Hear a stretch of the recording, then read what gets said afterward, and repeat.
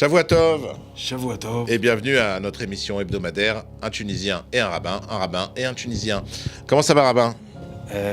Bien tunisien. Dis-moi, bien tunisien. Et toi, tunisien? Très bien, mais j'ai pensé beaucoup à ta bénédiction. Ah, Et je pense que tu as parlé de bénédiction. oui. En réalité, tu as prémédité la paracha de la semaine. Toujours, je prémédite. J'ai des visions comme ça, tu vois, des prophéties. Et la paracha de la semaine, qui est la parachat Bechukotai, puisqu'on a séparé Béar et Bechukotai cette année, à cause de Adar Rishon et Adar Sheni. J'ai retenu la semaine dernière. Voilà. Ouais. La paracha nous parle de la bénédiction. Alors, quelle bénédiction? Toutes les bénédictions. Celle de l'Amzoari, que j'ai voulu que tu fasses la semaine dernière? Alors, im bechukotai telechu, Si. ve'et mitzvotai tishmoru, va'asitem otam. La Torah commence la paracha im. Comment on traduit im?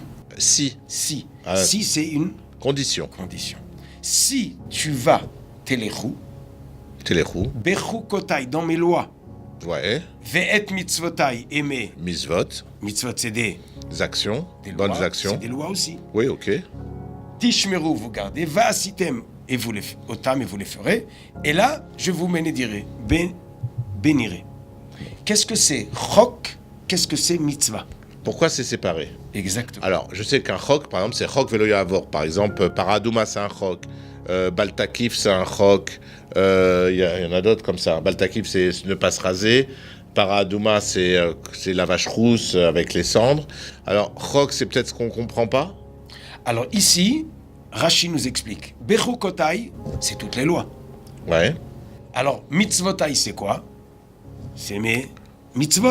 Mais C'est- c'est aussi des lois. C'est peut-être en Donc, plus. on a déjà dit des lois. Donc, c'est quoi là en plus de mitzvot? Bah, c'est le misvot assez. Mais chok aussi. Chokotai, c'est misvot lota assez. C'est pas marqué que chukotai, c'est l'otaase. Ouais, mais là, il y a des lois. Il est interdit. C'est des lois négatives. Tu ne feras pas ça. Tu ne feras pas ça. Des lois, c'est pas. Si. Il faut faire ça. C'est Ça peut. très intéressant. Mais on va regarder un pirouche aussi français, De qui? mais d'il y a 1000 ans. De Rachi. Rashi. Ok. Rashi nous dit Ve'et mitzvotai tishmoru, hevu amelim batora. Faites des efforts ou soyez investis dans la Torah, dans l'étude de la Torah. Almenat lishmor ou lekayem, afin d'accomplir et de garder. Comme c'est écrit, ou les madetem otam, ou shmartem la asotam. Et vous étudierez et vous garderez la Torah. Donc, la paracha nous dit, si tu veux la bénédiction, il faut accomplir les mitzvot. Mais pour arriver à accomplir les mitzvot, il faut avoir un investissement davantage, d'abord dans l'étude de la Torah. Il y a un proverbe qui dit, nul n'est censé ignorer la loi. Alors, quelle est la solution? C'est de l'apprendre. Alors, il y a deux choses. On a parlé de Bechukotai, mes lois et mes misvot. Donc, est-ce que, si j'ai bien compris le Rashi, est-ce que les misvot, ça va être le cœur qu'on met à l'ouvrage? Oui. Mais ici, mitzvotai, Rachid dit mitzvotai, c'est l'étude. Chukotai, c'est les lois. Mitzvotai, c'est ce qui va permettre à accomplir les lois. C'est quoi? C'est l'étude de la Torah. Alors, ce qui est bizarre, ce que les gens ne savent pas, c'est que des fois, ils ont peur d'étudier parce qu'ils ont dit si j'étudie trop, après, je vais connaître encore des nouvelles lois et je vais être obligé de les faire, ça va m'alourdir ma vie. Alors que. Tu es sûr que les gens, ils ont peur de ça? Ouais, j'en connais. Bah, on ne fréquente pas les mêmes gens. Hein. C'est sûr qu'à Bnei-Brak et à. Non, mais ce que je veux te dire, c'est qu'au contraire, en étudiant la Torah, des fois, on s'aperçoit qu'on fait des choses qui ne sont pas interdites. C'est intéressant. Il y en a qui ont fait le CP à l'école, ils savent compter jusqu'à 10. Ils disent, ah, c'est grave, si je serais compté jusqu'à 1000, peut-être je serais millionnaire un jour. Ouais. C'est un peu ce que tu me dis là. Les gens, ils ont peur de s'enrichir, de savoir, de Torah, de mitzvah. Ben oui, t'as peur, quoi. Ils préfèrent le petit bonheur. Non, c'est pas ça. Quand tu vois une loi où il y a écrit si tu ne fais pas ça, il t'arrivera ça, par exemple, comme on a vu la lèpre, tu vois, c'est angoissant. T'as pas envie de. Bon, je préfère faire mon petit lachonara et de pas savoir que. Parce que le petit Lachonara, il est pas petit, et dans l'autre monde, même dans ce monde, hein, Mais d'ailleurs, la réponse à ta question, elle est dans la paracha. Im bechukotai lechu, vet mitzvotai tishmoru. Et là, il y aura la bénédiction. Regarde ce qui est marqué. On va voir ce que la Torah nous dit. C'est quoi les bénédictions? Première chose, venatati shalom baaretz. Il y aura la paix. En Israël. Amen. Ouais. Hein, Alors- Shimshon, tu peux dire Amen? Amen. Merci. Tu te rends compte? Si on fait les petits bonhommes, comme tu dis, ne pas savoir, et après on a la guerre, il n'y a pas de paix, et on se demande pourquoi. Non, non, oui, mais si tu veux pas savoir... Passe à autre chose, passe à autre chose. Donc, très très belle bénédiction. Donc, si on- Venatati shalom baaretz, Ouais. ushravtem ve'en macharit. Vous dormirez, vous n'aurez pas d'angoisse. Et il n'y aura pas de bêtes sauvages, et il n'y aura pas de épée dans votre terre. Vous allez poursuivre vos ennemis, et ils vont tomber. Vous allez les poursuivre à 5, et il y en a 100 qui vont tomber. Vous allez les poursuivre à 100, et il y en a 10 000 qui vont tomber. Ah, c'est un peu Game of Thrones, hein, le truc là. En français? Non, c'est bon, passe. Ok. Et Paniti Alechem, je me présenterai à vous. Je vais m'approcher de vous. Verbeti Etrem, je vais vous développer, multiplier. Va Kimoti et Briti Etrem, et j'accomplirai mon alliance avec vous. Et vous allez manger le vieux pain. C'est-à-dire que quand il arrivera la nouvelle récolte, il va encore rester de l'ancienne récolte. Il y aura de l'abondance. Et je mettrai Mishkani Betochechem, le Bet Amikdash, qu'on attend si fort. Je suis Akadosh Baruch Hu, qui vous a sorti d'Égypte, de ne pas être serviteur, et je vous ai enlevé le joug, et je vais Olech Etrem Komemiut, et je vous ai amené vers la délivrance. La délivrance. Ah, Komemiut, c'est la délivrance. Donc, ça Ok. vaut la peine de connaître bien les Elle est magnifique, Bechoukotai. hein, elle est magnifique. Il n'y a que du positif là. Ben oui, Ah, on est au top. avec le J'adore. hymne, avec la condition. Avec la condition. Donc ça Hymne. vaut la peine d'étudier.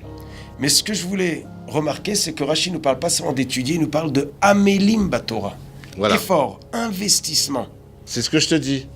C'est mettre le cœur à l'ouvrage. C'est pas étudier pour étudier, t'es pas à l'école, quoi. T'es en train d'apprendre ta vie, quoi. C'est... Une vie proche d'Akadosh Baruch Hu, dans son pays. Le savoir, le connaître.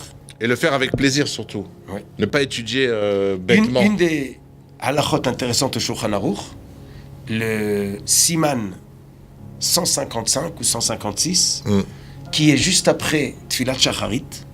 On a 150 simanim qui nous parlent depuis que l'homme se lève jusqu'à la fin de la Tfila. Je ne sais pas de quoi il parle, mais je dis oui, hein, pour le moment. Alors, Orach Chaim, il y a 4 parties dans le Shulchan Aruch. La partie Orach Chaim, qui parle du jour le jour. Je comprends toujours pas. Oui, oui, tout à fait. On se lève le matin. Qu'est-ce qu'il fait un juif quand il se lève le matin? Il appelle sa mère. Allô, maman, ça va? Ouais, je vais bien, hein, je me suis réveillé. Modéani. Ok, Modéani. Après, il dit les brachot, il va à la synagogue, il met les tfilines, il fait la tfila. Ah, ça, c'est un bon juif. Et à la fin de la tfila, qu'est-ce qu'il fait? Il y a un chapitre. Et le chapitre, il dit, après que tu as prié à la synagogue, tu vas au Beth Midrash, étudier un petit peu, et le prochain chapitre, 156 ou 157, c'est le chapitre, tu vas travailler comme il faut, et être droit dans ton business, et tout ça. Donc, entre se lever et faire la tfila, et d'aller à sa parnassa, à son travail, il y a un chapitre que tu vas étudier.